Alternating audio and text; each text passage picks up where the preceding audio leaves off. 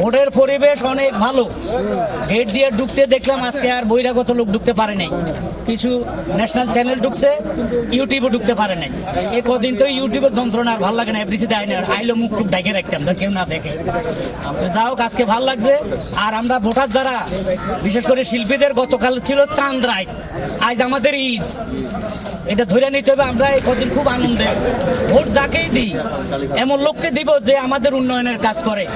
এবং আমি আগের থেকে একটা দাবি করে আসছিলাম, আপনারা জানেন কিনা, এটা হইলো যারাই ক্ষমতায় আসে তারা যেন আমাদের জন্য, আমাদের যাদের শিল্পীর 50 বছর বয়স হয়ে গেছে, উঠে তারা কাজ করতে পারতেছে না, তাদেরকে নিচ্ছে না, তাদের জন্য যেন সরকার থেকে একটা ভাতা নিয়ে দেয়।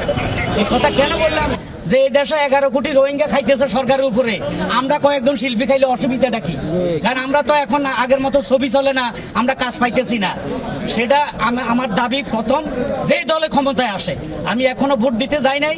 সকালে ঘুমোতে উঠে আমার বোরে মানে আমার গিন্নিরে জিগাইলাম ভোট তো দিতে যাবো, কারো ভোট দিব? সে মনে মনে একজনের নাম বলছে যে প্যানেলটা দিও, তো দেখলাম না তারও বুদ্ধি আছে। তো ওই হিসাবে আমি ভোটগুলা ইনশাল্লাহ এখন ভোটগুলা দিয়া সোজা বাসায় চলে যাব।